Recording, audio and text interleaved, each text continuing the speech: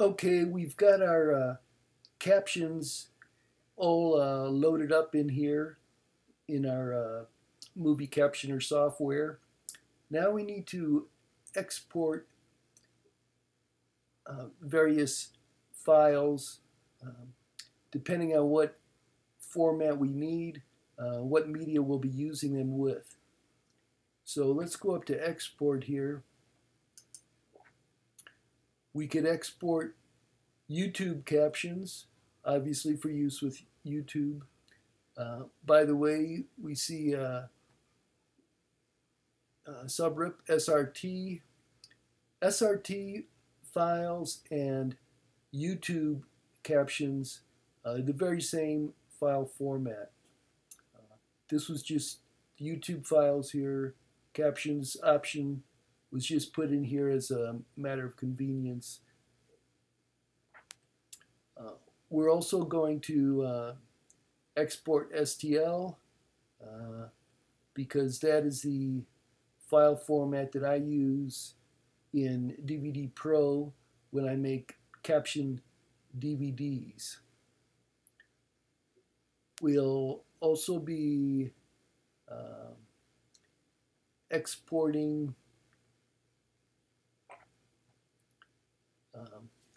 Flash, XML, and JW Player for use with web pages. Now, depending on the web page video player your server's using will determine which format you'll use. And we're also going to export transcripts with timecode, just as a safety precaution to make sure we have all of our captions in a single file that we can access easily. But for now, this is all we need to do. Now we have our various file formats, and let's see how we can pair them with our video to share with other people. Let's make some captions in DVD Studio Pro. All right, I've opened up my DVD Studio Pro application, and I could either import files by clicking on import here, or I can just drag some files over to it. I think I'll just drag some files.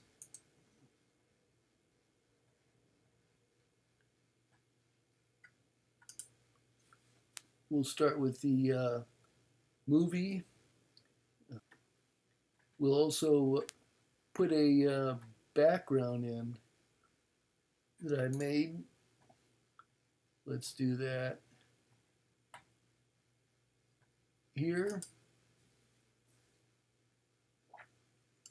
All right, let's go ahead and drag our video down to the first line here for the video. So we have the video and audio right here.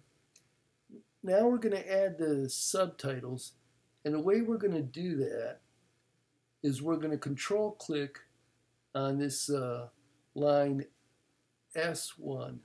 See the S1 here? Let's go ahead and click and drag, or I'm sorry, control click.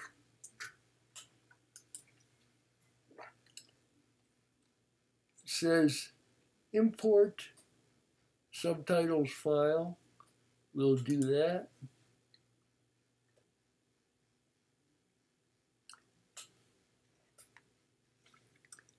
And we see that the subtitles were imported fine.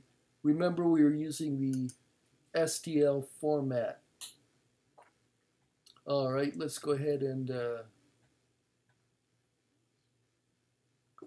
get some sort of background here. Access U, that looks pretty good.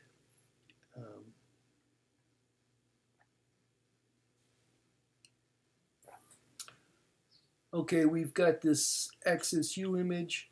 Let's go ahead and put something in here for captions.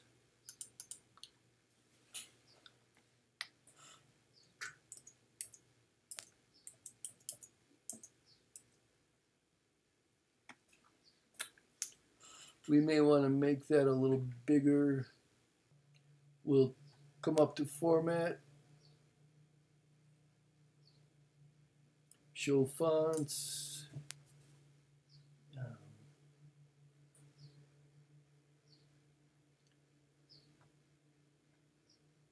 And I understand it's off screen, but I'm going to change it.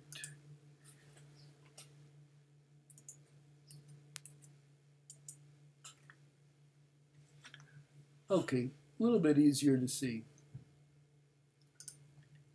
Now let's create a button for the captions on.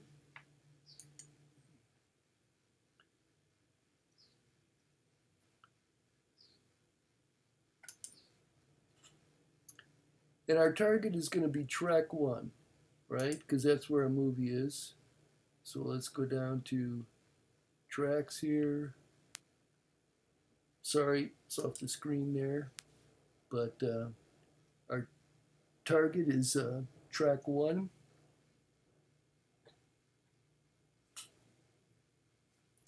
And the name on this button, as we said, is on.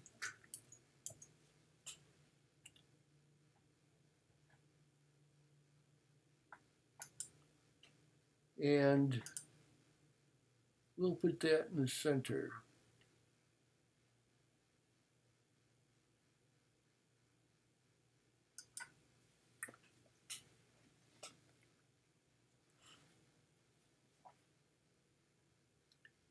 Okay. Now we go over to advanced. Now this is going to be for our subtitle track, and it'll be subtitle stream 1 that we want to recognize. And we're going to go ahead and click on view. All right, so when you click the on button, the subtitles or captions will be visible. Let's go ahead and make one more button here. Again, we're going to choose subtitle stream 1. But we're not going to check view this time, right? Because these captions will be off. So let's just tidy these up a little bit. All right, let's go ahead and simulate this DVD. We'll click on the simulate button, and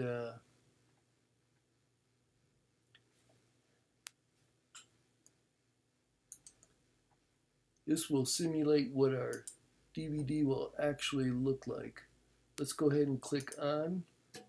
May is a special time in Austin, Texas. The weather's cool, students take a break, and St. Edward's University turns its lovely campus over to their building. All right, that's working fine.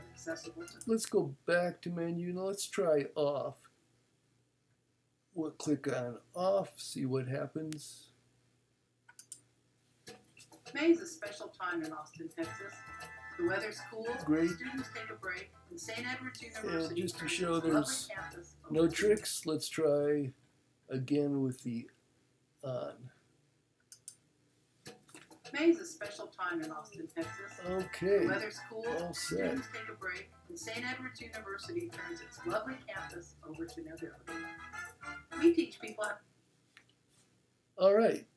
So all we need to do now is go up to Burn, and we'll have a Burn DVD with capabilities for captions.